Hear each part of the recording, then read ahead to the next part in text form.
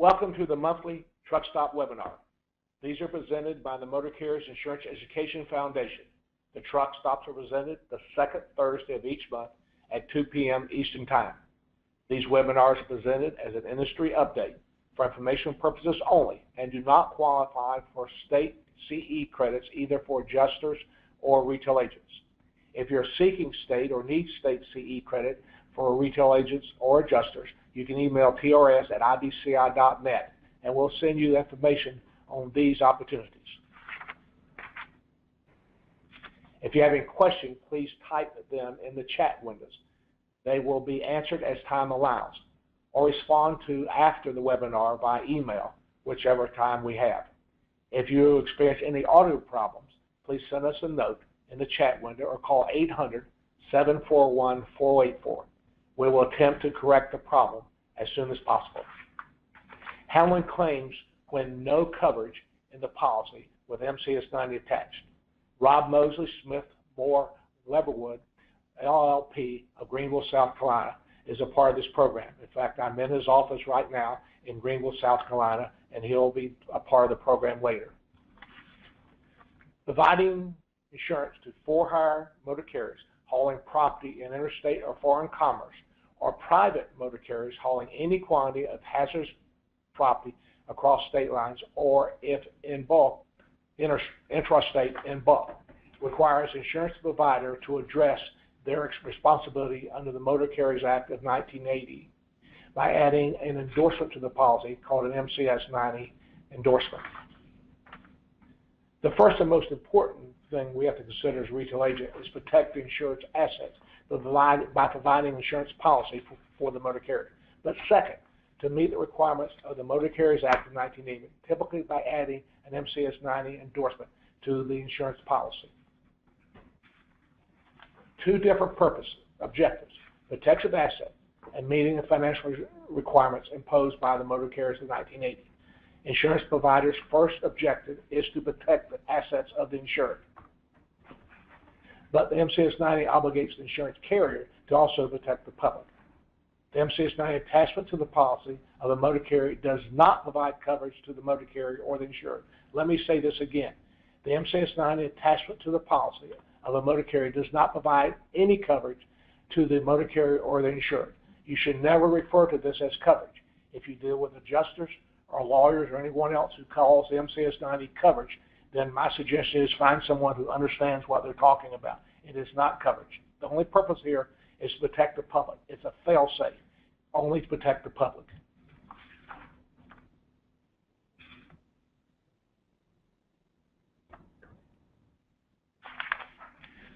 The MCS 90 endorsement wording says, in consideration of premiums stated in the policy to which this endorsement is attached, the insurer, the company, agrees to pay. Notice there's no duty to defend, just agrees to pay. Within limits of liability described herein, any final judgment. The insurance carrier, once they have determined there is no coverage, doesn't have to do anything until a final judgment is rendered against the insured for public liability. And that's a defined term that we'll talk about in a minute. Resulting from the negligence and operation of and maintenance or use of motor vehicles, subject to the financial responsibility requirements of Section 29 and 30 of the Motor Carriers Act of 1980. That's any motor vehicle the insured uses, 10,000 GVW or larger, interstate or foreign commerce if they're a for-hire carrier hauling any property, and if they are a private carrier hauling anything in interstate commerce that is hazardous. In other words, anybody using a vehicle with 6 wheels on them would be subject to this if they're for-hire interstate or if they are private hauling anything hazardous under the requirements. Then it goes on and says, regardless of whether or not each motor vehicle is specifically described in the policy, and whether or not such negligence occurs on any route or any territory authorized to be served by the insured or elsewhere. This is the promise the motor carrier's insurance carrier makes when they put MCS 90 attachment to the policy. But then what happens is there's a take back, because again it says as far as the insured is concerned, however, all terms, conditions, and limitations in the policy with this endorsement attached shall remain in full force and effect as binding between the insured and the company.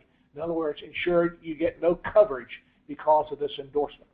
Everything you've agreed to in the policy is still in force and binding between you and your insurance carrier or the insurance carrier. The insured agrees to reimburse the company for any payment made by the company on account of any accident, claim, or suit involving a breach of the terms of the policy, and for any payment that the company would not have been obligated to make under the provisions of the policy except for the agreement containing in this endorsement. Simply, the MCIEF 90 is a payment bond assurity. The endorsement pays no defense. They only have to pay for final judgment, for public liability, which means liability for bodily injury, property damage, and environmental restoration. And it pertains to any use of vehicles subject to the Motor Carriers Act of 80. That's any vehicle 10,000 GVW or larger used in interstate commerce for hire and private hauling anything hazardous in interstate commerce. That's a vehicle that's a six-wheel. It's not an 18-wheeler. It's a pickup truck with dualies on the back. This is what the promise is made to protect the public. But all terms and conditions and limitations are still binding between the insured and the insurer. In other words, there's no coverage. If payment made and no coverage, then they can seek reimbursement. Why no coverage in policy? Yet there's MCIEF 90 responsibility. All government-imposed financial responsibility requirements are to protect the public. This is not insurance protection for the insured. If any judgment is paid and there's no coverage, the insured will have to reimburse the insurance carrier paying the judgment. Here's where there would possibly be no coverage. First off, breach of the terms of the policy or policy exclusions, like intentional acts, misrepresentation or fraud, driver exclusion, race exclusions, no cooperation with the insurance carrier. They also, for use of vehicles, insured use of the vehicle that's not a covered auto, because you write a policy that requires the vehicle to be scheduled to be a covered auto. Yet, and it's also not newly acquired, not a temporary substitute, and not hired and not owned if there's hired and not owned coverage in the policy. Then they're using a vehicle that's not a covered auto. Policy expires, and the certificate of insurance, the 91X or the Form E, is not canceled, or the policy is canceled with MCIEF 90 attached without the 35-day notice to the insured or from the insured. Or there's environmental damage and the policy does not provide coverage for pollution coverage caused by cargo. Those are the cases where there might not be any coverage. So let's look at a claim discussion. The insurance policy setup, symbol, description of covered autos, symbol 7, symbol 46 on the trucker's policy, which is not used often anymore, or symbol 67 in the motor carriers form. That says specifically described autos. Only those autos described in item 3 of the declaration. The only symbols on policy, typically for smaller motor carriers. Some of them might have hired auto, but not always. So in the case we're going here, all we have is the symbol 746 or 67 in the policy. Specified auto is only saying to be a covered auto, it must be listed in the policy. A claim happens. Crash is caused by a vehicle over 10,000 GVW used by the motor carrier, and the vehicle not listed in item 3 of the policy. So it's not listed, but it could still be a covered auto. It could be newly acquired. It says in the policy, owned autos you acquire after the policy begins. If you use symbol 61, 62, 63, 64, 65, 67, then you have coverage to policy expiration. Because the triggering coverage in those symbols are 61, any auto, and the other ones if the insured owns it. So at crash time, at accident time, at claim time, the only consideration is if you have 61 or 1 or 41, was it an auto? Or second is, if you have the other symbols, did your insured own it at time of the crash? There's no need for prior notice of the insurance carrier if we have coverage in those symbols for any coverage. But if you use symbol 67, which requires it, or 7 or 46, to be scheduled in the policy, then the newly required vehicle, the vehicle that is not listed in the policy but insured has just required, it has to meet one of these two conditions, or these two conditions. First off, acquired. It does not mean lease. It means purchased. If you have 4 vehicles in the policy and you add a 5th, it says now, We only provide coverage for this fifth vehicle if we already cover all autos that you own for that coverage, or has replaced an auto you previously owned that had that coverage. Those are the two considerations: additional to the operation or a replacement vehicle. If it's additional operation, it says we must insure all autos. This makes it very difficult when you have individuals as an insured, because we don't insure their personal vehicles. And if they buy a fifth vehicle and do not tell us about it, then there's the exposure for that fifth vehicle to be used before we tell it about it. And the insurance is going to say it's newly acquired, and we say, no, it's not going to be covered because it is not scheduled in the policy.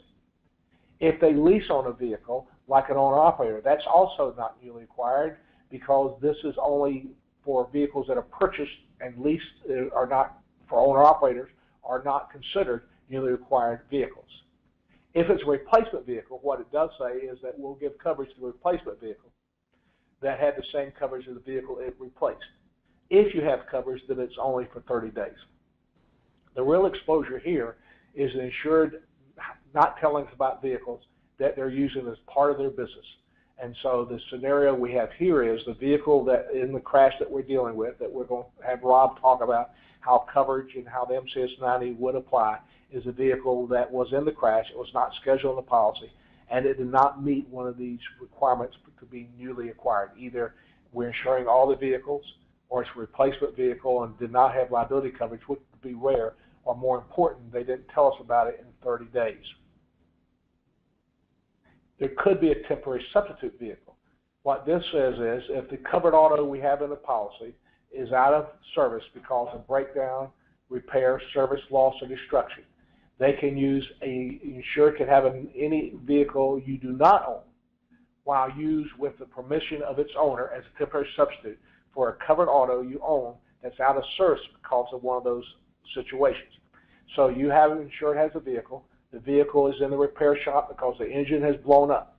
What we're saying here is you can, for liability purposes only, your insured can go out and get another vehicle to replace that vehicle, and that vehicle will be considered a covered auto in the policy. So what the adjuster asks in that case is, where's the vehicle in the policy? And if it is in a service repair, it's not a place, the vehicle that's in the crash would be covered. The insurance agreement says we'll pay all sums insured legally must pay as damage resulting from ownership, maintenance, and use of a covered auto. And that's the key part here. If it's not a covered auto, and if the requirement is to be scheduled in the policy, and it's not scheduled in the policy, then it's not a covered auto in the policy itself. So therefore, there's no coverage. And the scenario we're giving you here is that we have a crash. The vehicle was not scheduled in the policy. The vehicle in the policy only had the requirement for symbol 7, symbol 46, or 67. It had to be scheduled, and it was not scheduled. It was not a newly acquired, nor was it a temporary substitute. Then the second part of the insurance agreement that's different here is we have the right and duty to defend any suit asking for such damage or covered pollution cost or expense. However, we have no duty to defend suit for bodily injury or property damage or covered pollution cost or expense not covered in this coverage form. That's where the duty to defend is. The MCIEF 90 does not have this wording in it. The MCIEF 90 only has the first paragraph here, which we have a duty to pay, not to defend. So I'm asking Rob now, with that set up for coverage of the situation, we have the crash, Rob. There's no coverage in the policy for the vehicle for the reason I'm saying here, and you have to handle the case. And the MCIEF 90 is now left to have to protect the public. So I'm asking you for your thoughts on this, and if you'll take it over from there, my friend. Certainly, Tommy. Thanks for having me on the webinar today. I've got some thoughts about how I would approach a case like that, and I'm going to share those with you. The first thing I think you need to do is get to the point where Tommy says you are, and that you've recognized that you have an issue. I think too often cases are defended for months before somebody has picked up on the fact that there might not be any coverage, and certainly every day that goes by defending an insured without a reservation of rights is a day that you get further from being able to disclaim coverage. So you've got to recognize these issues very quickly. And so if you're a frontline claims adjuster, you really have to be looking for the issue. Most carriers out there are going to have a coverage checklist that an adjuster needs to look at as soon as the file comes in, and part of this needs to be understanding whether you have a filing obligation. And in order to figure that out, you're going to have to look and figure out, you're going to have to get to the bottom of the factual issues, and part of that includes looking at the shipping documents that were used at the time of the shipment. You know, was this truck in interstate commerce? Did it have a load? Who was listed as the carrier on the bill of lading? You know, what's the involvement of your insured if they're not listed on the bill of lading? Where did the money go? Who got paid for this shipment, and how did they get paid? Where did the money come from? Were they paid as a carrier, or were they paid in some other way? Were they acting as a broker? Were they acting as a carrier? Those are things you've got to figure out. In order to get to the bottom of that, you want to look at contracts. So you'll want to, if there are other parties involved, you'll want to see the contract between the shipper and the carrier, the contract between the broker and the carrier. All the contracts out there that may exist, you're going to want to put your hands on them and see what they say, and see, was your insured operating as a motor carrier for hire at the time of this particular accident. You're also going to want to see what authority your client has.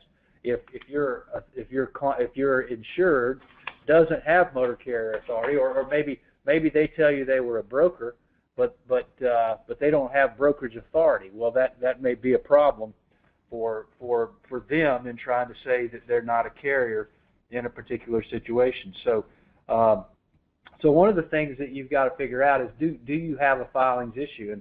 And I've got a little. What's that? And MCS, and particularly related to the MCS 90. So looking at this, I've got my little cheat sheet of what I think it looks like to get to the bottom of this. And so first thing I'm going to ask is this covered by the policy? Because obviously we don't have an MCS 90 issue if the loss is actually covered by the policy. So we have to have a loss that is not covered by the policy language itself. So the next thing we're going to look at is was this an accident in the United States on a public roadway? The MCS 90 does not generally apply to private property accidents. If this was on a loading dock or in a parking lot somewhere, the MCS 90 may not apply. Question: I had one of our members, a friend of ours, had a question where one of their insureds got hit by a truck in a parking lot or in a truck stop, and it was not scheduled on the policy, and thought the MCS 90 should respond. I didn't think about the public road part when I talked to him about it, because he wanted to pay before a judgment was rendered. I said, you got to wait for that, Petey. But anyway, would a truck stop be considered public highway or not if a case happened in that? Because that is an exposure some truckers have, running into people in the public parking areas or rest areas or truck stops. That's a great question, and it's not necessarily limited. Highways are not necessarily limited to private property or to public highways. They can also include private property, as long as it's an area where the public is invited. So the truck stop would be the truck stop, yeah, would clearly possibly fall under that. I mean, you always could argue the other side of it, but that would part versus the loading docks, which is probably which the customer's loading dock, which would not be, because it's more limited access. What you're saying, not just everybody could be there. That's right. The public is invited to a truck stop, so the MCS 90 would probably apply there. The public is not invited to the loading dock, or you know, the best indicia of whether the public is invited is whether there's a security gate. So if there's a security guard preventing people from getting in there, then obviously the public's not invited. So anywhere where you've got a security guard, you're going to be able to say that is not a public area where the public is invited, and therefore it's not a public highway. So after the 9 coverage, and now the MCS 90s, if it was in an area like you said, then there would be no. You would think there would possibly no exposure on MCS 90 exposure. Yeah. Yeah. No MCS 90 exposure if we're not talking about a public roadway. Clearly, I use the term possibly because that's where you get involved in it, and we've seen judges who say something different. But Absolutely. So another thing you've got to figure out before you can decide if the MCS 90 applies is whether the claimant, the injured party, is either your driver or your contractor, because the MCS 90 does not extend to the motor carrier's driver, contractor, or employee. And keeping in mind that that's very broadly defined under the federal regs under 390.5. The definition of employee is very broad. So the MCS 90 doesn't extend its application to injuries to a 390.5 employee of the motor carrier. So if they're using an owner-operator who caused the accident, and that's who owns the vehicle, and that's who owns the police report, and all the claims against that driver and that owner-operator, and not against the motor carrier it leads to, then the MCS 90 on the motor carrier's policy does not come in play. That's right. The judgment has to be against the motor carrier, not the driver or the contractor. But the point here is that it can't be the driver or the contractor who is the one actually making the claim. Oh, I'm sorry. Excuse me. Okay. Yes. So you're you may have a driver in a sleeper berth, or you may have a situation where a driver runs over a mechanic or something like that. Those employees are not within the scope of the motoring public under the MCS 90. So it's not an employee exclusion in the policy. It would not cover the injuries to employees. I know I'm narrowing it down. You're making it broader than that, but that's how it works. Yeah, your policy is generally going to exclude the injuries to those people as employees, and then the MCS 90 is going to follow that to say even potentially an even more broad definition of employee is excluded from the scope of the MCS 90. Okay. So is your claimant the driver, a truck driver, a contractor, an employee? And the cases have pretty steadily held that that driver in the sleeper berth is not entitled to payment under the MCS 90. The next thing you'd want to look at is the named insured acting as a motor carrier in relationship to this particular situation, or are they in some other role, either a lessor of a vehicle or a broker or something else. So that's why we want to see that paperwork as early as possible. We want to make sure that we understand, is this insured, the named insured on our policy, actually acting as a motor carrier at the time of this incident. So we've got to dig a little deeper, and the Herod case, Herod versus Wilshire out in Utah, was the most recent case that I've seen holding that the lessor of a vehicle, just because you have motor carrier authority, doesn't mean that you're automatically a motor carrier as it relates to this particular accident. In that case, the motor carrier, they had motor carrier authority, but they were merely leasing a trailer in this particular incident, and that's why the MCS 90 did not apply in this particular case. So you have to get to the bottom of it and figure out, are they acting as a motor carrier for hire in this particular situation. So what you're saying, if they're acting as other than, even though they have MCS 90, they have transportation authority, if the action, that the events that caused the action, what they were actually holding themselves out or doing at the time of the accident, also might not make the MCS 90 respond if they were other than providing transportation under their transportation authority. That's right. Were they an interstate motor carrier for hire at the time of the accident, or were they something else? So that's another hurdle you've got to cross. Was the vehicle used in interstate commerce? That's another question you've got to ask. Okay, even if you've got somebody that's acting as a motor carrier, were they in interstate commerce, or was this an intrastate shipment?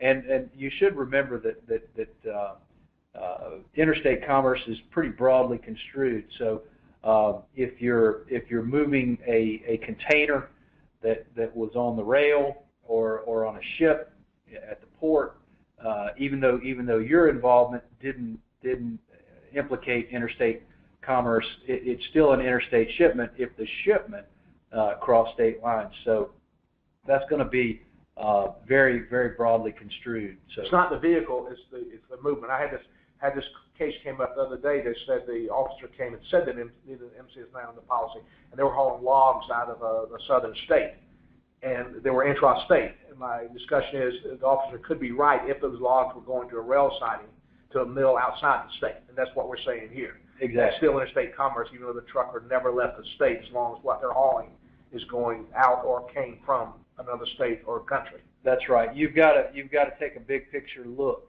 at what you're doing, and not just the narrow approach to where your truck picked it up and where your truck dropped it off.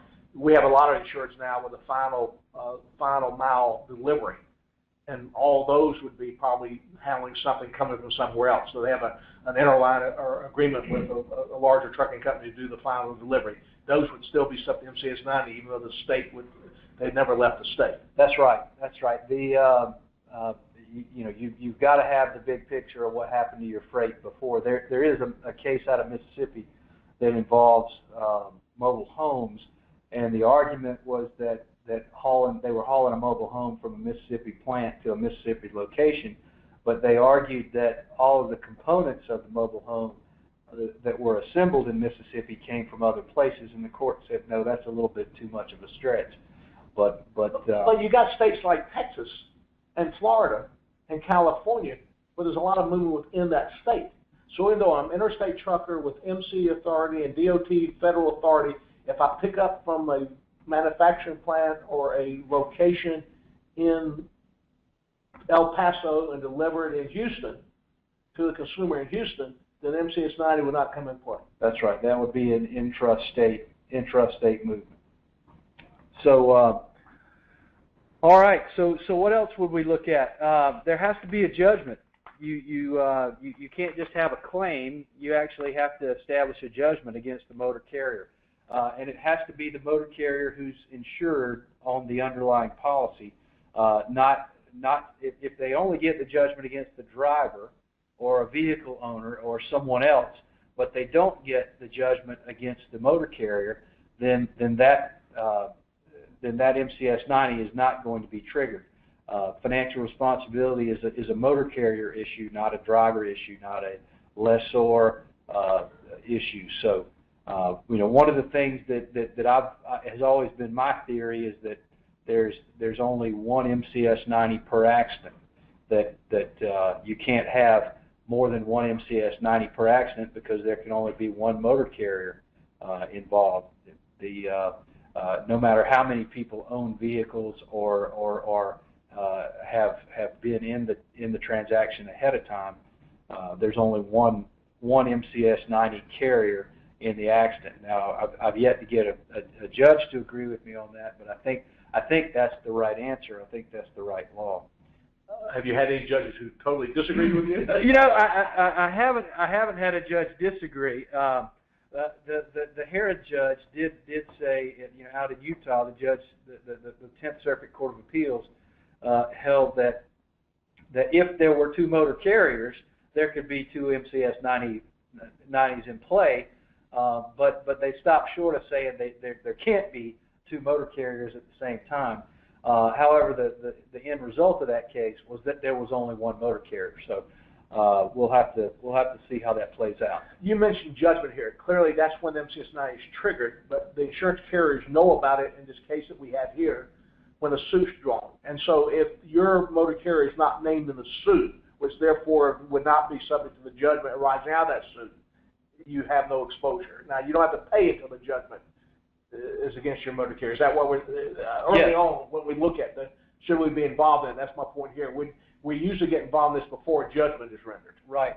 We're gonna, if I'm representing the insurance company that has the potential exposure under the MCS 90, we're definitely going to want to be involved unless it's a case that's clear liability and clearly exceeds the amount of the MCS 90.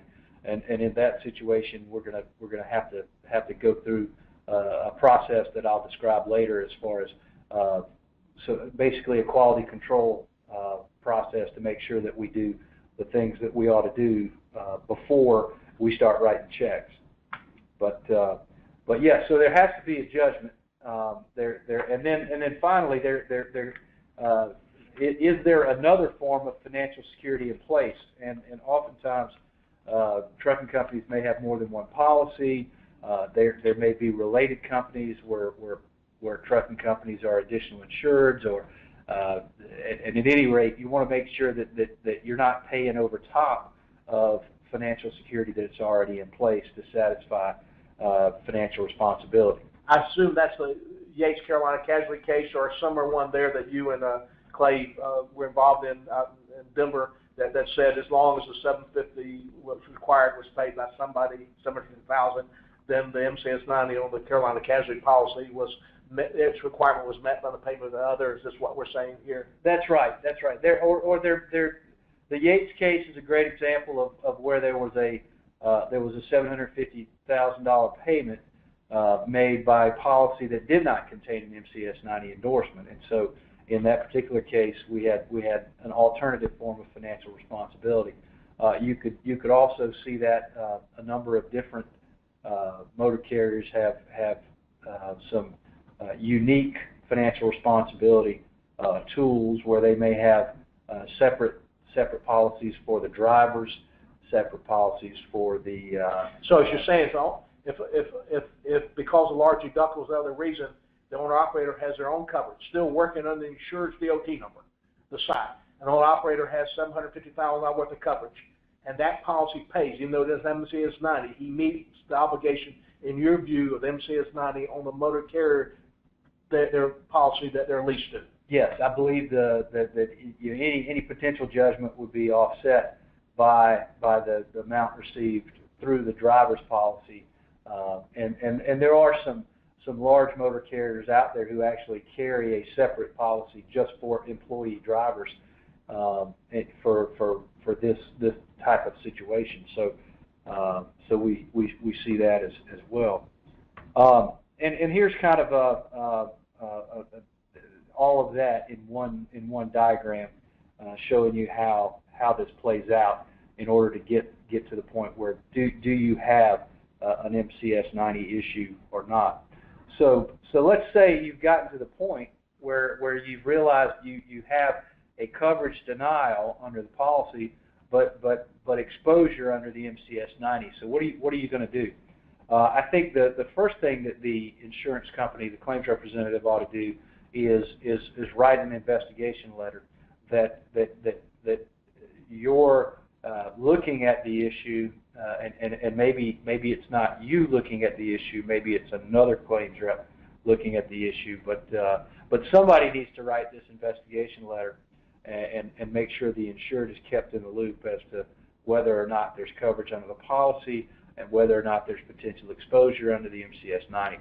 And then ultimately, once you make the decision that there's no coverage under the policy, issue a declination under the policy and make sure that you invite the insured to tell you about a lawsuit, because you don't want them simply to go into default and incur a default judgment in that sense.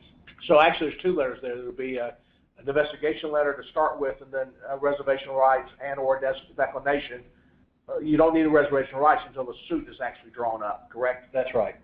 Because that's the only time you have a duty then to defend. So you'd let them, the insured, know that possibility early on. Then, okay. Right. And so we're going to defend if there is once there is suit filed, we're going to defend the insured under the reservation of rights because we do want to take advantage of the opportunity that may exist to reduce the amount paid under the MCS 90, either under comparative negligence or damages issues or things of that nature. So we want to actively defend, because if we don't defend, we're going to wind up with a default judgment, and the default judgment is likely going to be in excess of of the MCS 90 amount. So we're going to want to defend that so that we're not letting the insured hang out there. Now, one question is, what do we do with the driver if the driver has also been sued? Like I've said previously, the driver is not subject to the MCS 90, and so now we have to decide what we do with the driver. And my suggestion is going to be that we defend the driver, even though there may not be any contractual obligation or even an MCS 90 reason to defend that driver. And so we probably ought to have some communication. And drivers are hard to find sometimes, but we ought to have communication with the driver, explaining all of this to him, and saying that we're going to provide you with a defense, even though you really don't have any obligation to do that under the policy or the MCS 90. Let me ask you 2 questions about this part. Sure. First off, we're assuming now there's no coverage. Okay. Is this not where we are here? Yeah. We're assuming that there's been a suit filed. There's no coverage under the policy, and the most common that we run into is the vehicle not on policy, which is what you described, and we call that a VNOP. A VNOP. Okay. Now, because 2 things. We hear all the time about acting in bad faith, and my comment has always been that if there's nothing left but the MCS 9 obligation, you can't act in bad faith to the insured because your only duty is to the public. That's right. You're a surety. So you don't owe the insured any duty to defend or anything. All you have is the obligation to pay the public. That's correct. So here's where we say we might want to defend it to mitigate our damages, to lessen what we might pay in the end. If we can prove our insured was not negligence, as we point out here, it's only, as I was read, it's only out of the negligence, or the damage is less than they're claiming for more than what the damage is there, then you would defend that. But that's only trying to mitigate. If you know you spent $1 million, would you do anything? I think if you're in a position where it's clear liability and you know the damages exceed the amount of the MCS 90, then at that point you would start going through the process of trying to settle the case short of a judgment.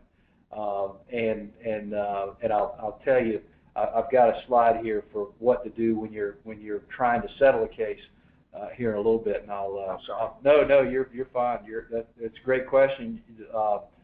Just hold that thought for a second, and we'll get to the point where we want to deal with that. But first, we've got to split the file, and one of the things that insurance companies are slow to do is split a file because nobody wants to double the amount of work for anybody. But the second that there's that you've discovered that there's no coverage under the policy, you need to split that file immediately. The bad claims management can cause you problems if you don't immediately split the file, and your one claims rep is doing work on the coverage side and on the defense side. That can prejudice your position. You got to keep those files separate.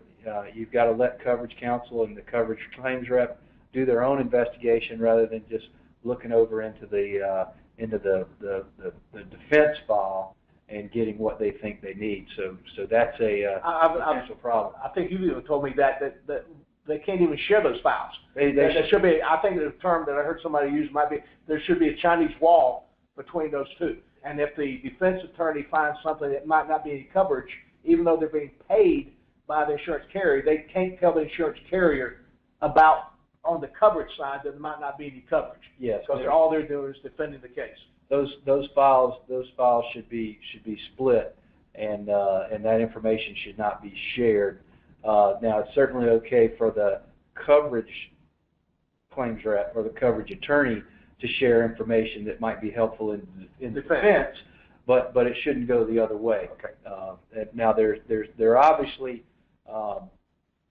things that happen in the course of litigation where a defense lawyer might think it's helpful for the coverage lawyer to exert pressure about no coverage and leverage a settlement like that. So that's not saying you can't do that, because ultimately the purpose of that is to try to leverage. You should have two separate adjusters, one for the damage and one for coverage, and anytime you have a counsel, lawyers, also the separation of the two. That's right. That's right. And so, it reminds me of somebody who did a very good job of separating things. Here's a business in the septic tank business, but also in the swimming pool business, and they say that they keep their businesses separate. So we want to do the same thing when we're talking about these files. So another thing you're going to want to think about is can you get a declaratory judgment? And obviously, when you have a coverage situation like this, you want to get it resolved as quickly as possible. And some states, Texas, for example, in the 8 corners rule, make it very difficult for you to get a declaratory judgment on a case that where judgment hasn't been entered yet. So sometimes it's very difficult to get a court to say that your matter is justiciable in order to get a ruling on either coverage under the policy or exposure under the MCS 90. So your options may be limited. So once you've got that lawsuit, you send out the reservation of rights, you defend, you make it clear that there's no duty, you're defending under the MCS 90, and make that very clear. And then what Tommy was asking about earlier is okay, you can wait till there's a judgment and settle the MCS 90 claim at that time. But there may be some reason why you want to settle an MCS 90 exposure early rather than making the parties go to judgment. Well, I mean, that's in the insured's best interest for the most part, because the insured doesn't want to have a judgment entered against them that may affect their credit long term. So there's something in it for the insured not wanting to have that judgment there. But if you're the insurance company, you're the claims rep, and you're thinking about settling a claim, you want to put the insured on notice. So you want to make sure that the insured is aware that you're thinking about settling this claim, and give them the opportunity to object if for some reason they want to object. Or pay it. Yes. Or they can pay the settlement. If you've reached the settlement amount, you can offer them the opportunity to pay the settlement. And even ask them to consent. Now you don't want the defense claims rep to ask the insured to consent on this. This would be something you'd have to have the coverage claims representative do to try to keep those files separate. But you would get their consent to settle a claim short of a judgment. At this point, I would assume this would only come in when there's no coverage. So that defense attorney then would no longer be paid by the insurance carrier. It would be obligated to be paid by the insured at this point once you determine there's no more coverage? Or are you still saying we're paying that defense attorney? I think the insurance company is going to want to continue to pay the defense counsel even after a determination of no coverage. Under reservation of rights. Under reservation of rights. As long as they're trying to reduce the amount of damage. That's right. As long as they're trying to minimize or mitigate the exposure under the MCS 90. And that's maybe because of cooperation? It could be cooperation. I mean, the last thing you want is the insured going to meet with the plaintiff's lawyer and signing a confession of judgment, especially if you're in a case where you think you've got a defense, or if you can get the verdict in under the MCS 90 amount. So you've got some management to do there to figure out how to settle the claim. But ultimately, you may decide to settle the claim anyway, especially if you don't have any subrogation potential against that insured. If they just are a small trucking company, they're out of business, they're already judgment proof. It may be that you decide it's just not worth chasing, and so you're not really concerned about your reimbursement right, and so you just settle the case, even though you don't have consent. As I talked to you earlier, and I have a real problem with that part of it, that not to pursue, particularly when there's obvious breach of the terms of the policy. And the example here is the primary evidence of that is they used the vehicle that it tells about, and they knew they had to tell us about it to use the vehicle. It wasn't at least that they had the opportunity. Because if we don't at least let them have a little heartache, they're cheating us out of premium. They're making us cover things that we should not be covered because we don't know about. We didn't chance to underwrite. We're not going to premium for. And if we don't send some pain to them, then what we've written isn't any auto policy. Right. And with no rights of getting premium. Yeah. At least you write an auto policy, you go back and audit and get premium for it. Sure. I mean, you've got an insured who's running 5 trucks but insuring 3, and they're cheating the system, and they're making premiums go up for everybody else because they cheated the system. And so yeah, you certainly can send a message to that type of operation. And the judgment against them does send a message because it's going to be harder later for them to get insurance. Some of their customers might not want to do business with them because of the judgment situations. You got the credit concerns and those things. Exactly. And the government's actually, the federal government's actually paying more attention to those kind of people who are washing out bad with new DOT numbers. That would be even a chameleon carrier. It would not be for the reason that we typically think a chameleon carrier would have a reason for. Right. But then they want to start their business again. It's going to be harder now to do that than they used to. So you would have basically stopped them from cheating the insurance system and the public in one sense too.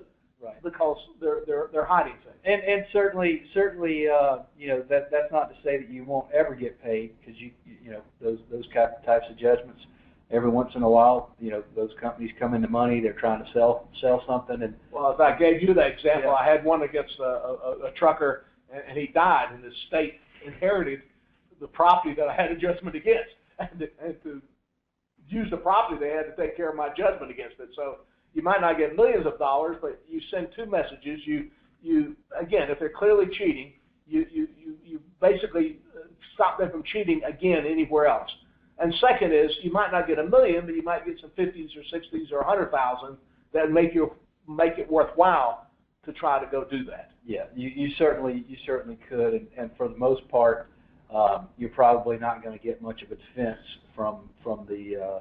Well, I mean, it's an easy case because you're paying under the MCS 90, and it's a summary judgment case or even a default case that doesn't take a lot of effort to get your judgment to secure. Once you're at that point, you've already spent lawyer's time.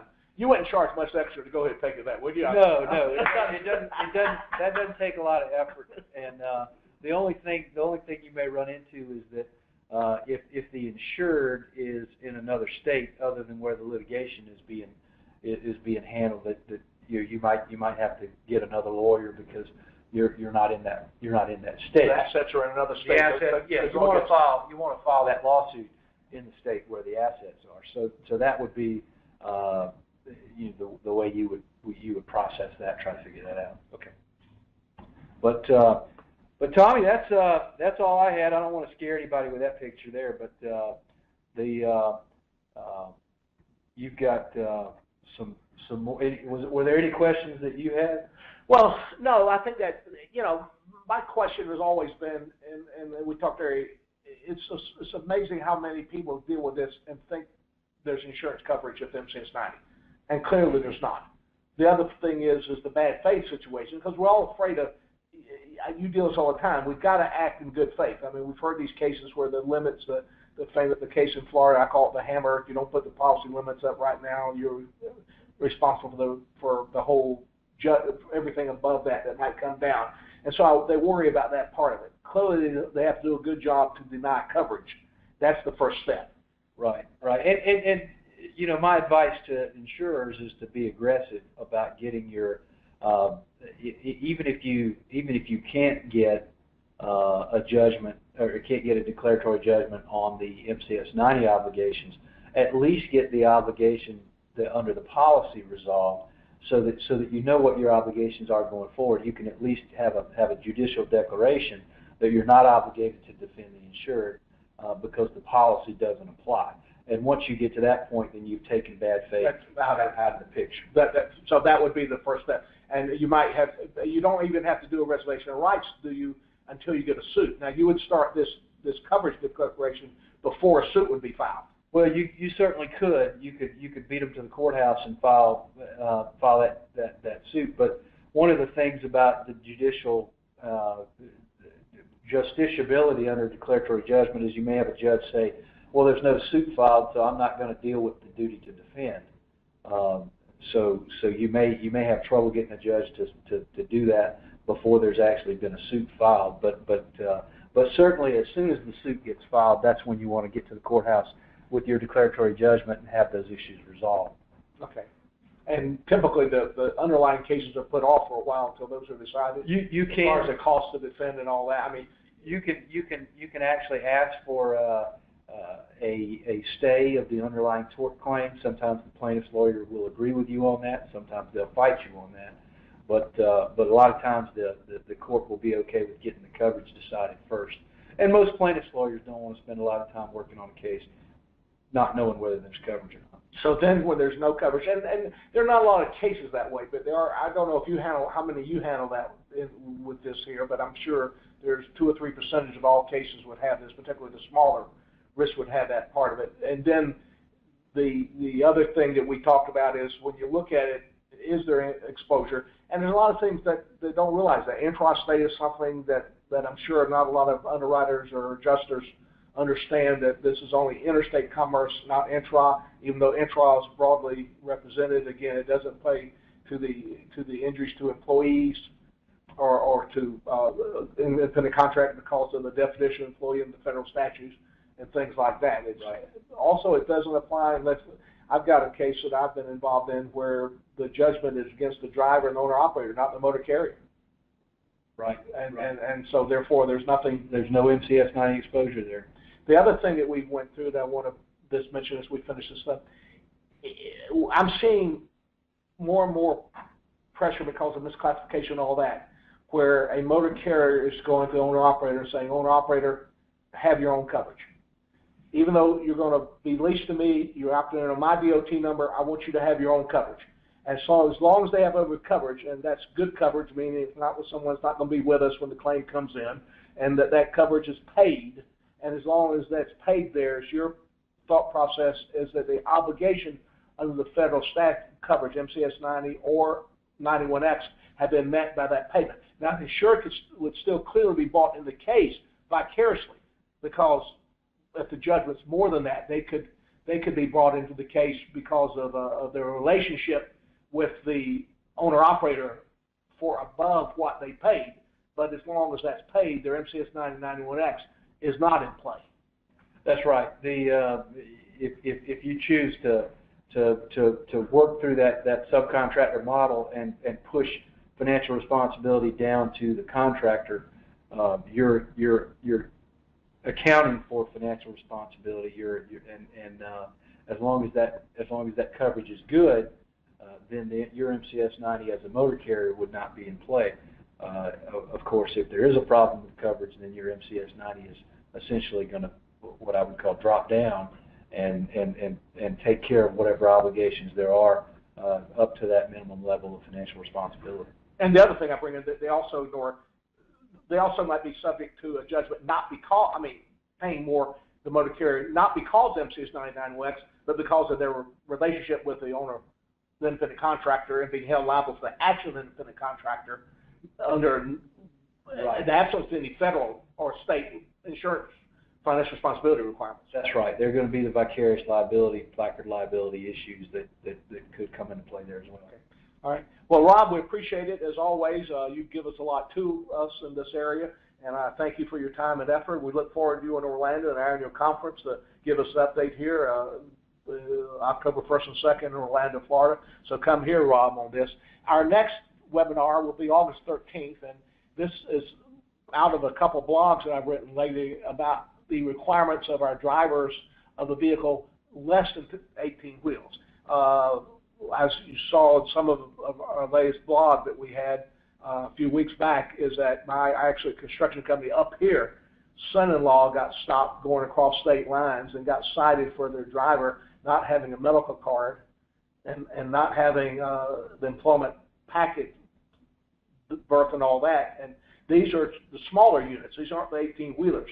We all talk about CDLs, but there are some requirements for hiring drivers in vehicles over 10,000 GVW that are less than 26,001 GVW, that a lot of our smaller risk private carriers mainly, but smaller truckers, meaning not smaller in size, but smaller in use of vehicle. Expediters and all are not familiar with. So I got Scott going to help me with that, Murray, next time. So we'll go back and we'll visit you on August the 13th at 2 p.m. to hear those subjects. Thank you a lot, Rob. We appreciate it. Thank you. With that, we're done.